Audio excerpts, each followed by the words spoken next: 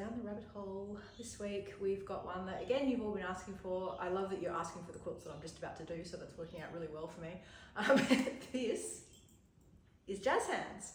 If you don't know what jazz hands are, then you've obviously never taken a dance class, because it's one of the things that you learn as a little tiny person in dance class is everyone's doing their little routine, and at the end you do your little jazz hands.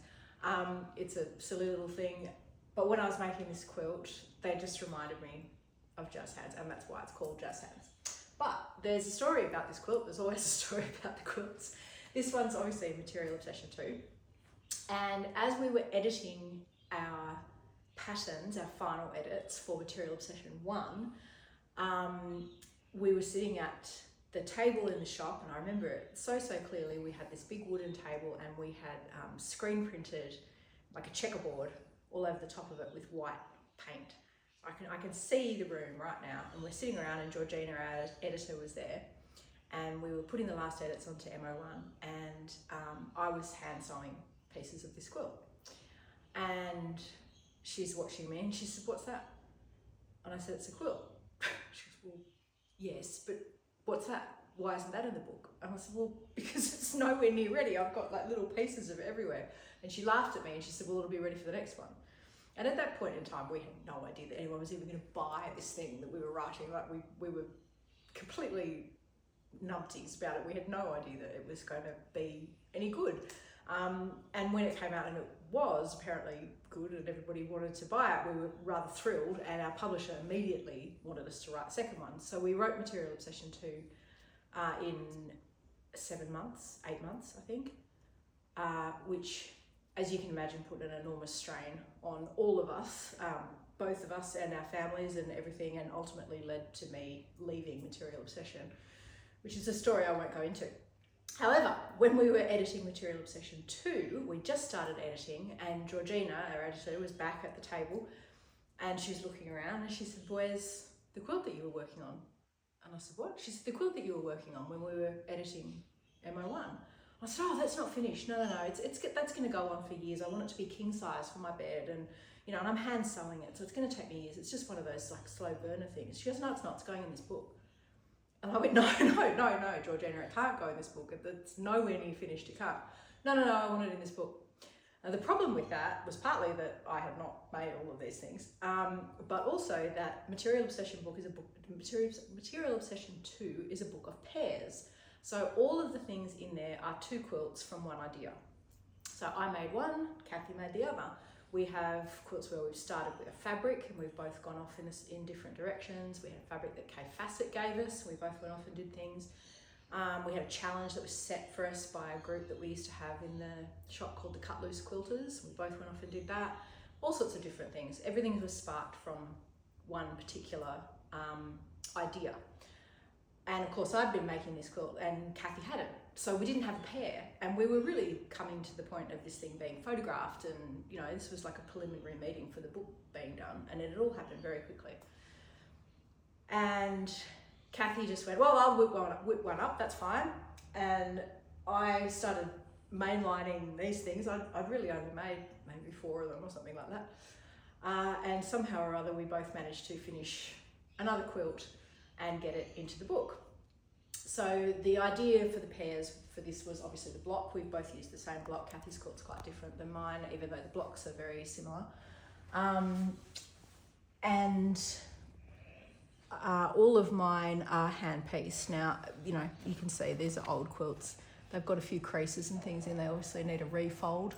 This was made in 2008, and it's also survived the flood, so you can probably see the wrinkles on it and all of that sort of stuff. And you can see on the backing in places, where are we?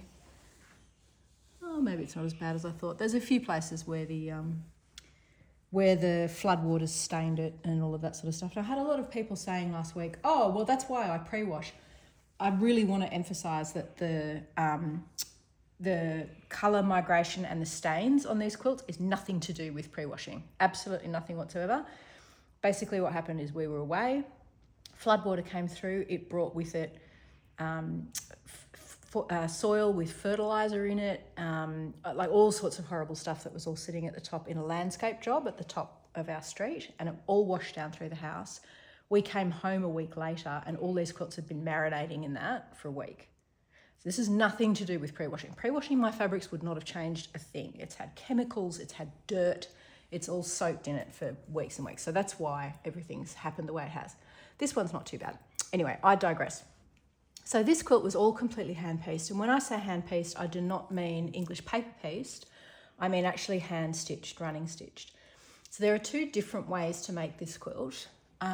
You could obviously make it by machine if you were going to be, terribly exciting about it. The pieces in my quilt are much smaller than the pieces in Kathy's. Hers are slightly bigger. She was making it a lot more quickly than I was.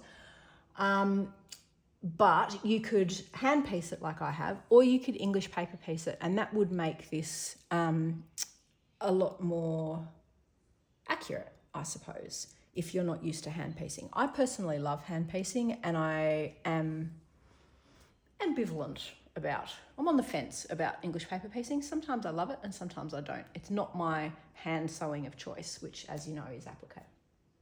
So, but what I've done is I've put up on the website for you 2 different ways of making this quilt. These blocks are all made with exactly the same piece. So they all start with a kite shape and then they build out. So, and it's not done in rows the way you think it might be done. It's done in different sections than that. But every single piece in this block is all the same piece. So it's not difficult piecing. There are some Y seams, but when you're hand piecing or English paper piecing, those aren't an issue. But I've put up on the website for you 2 different options. One option is the solid acrylic templates that have registration holes. So there's little holes in the corner so that you can rotary cut the pieces on the outside, mark those registration holes with a sharp pencil, and then join those lines up for your hand sewing. So that's for you to actually hand stitch together.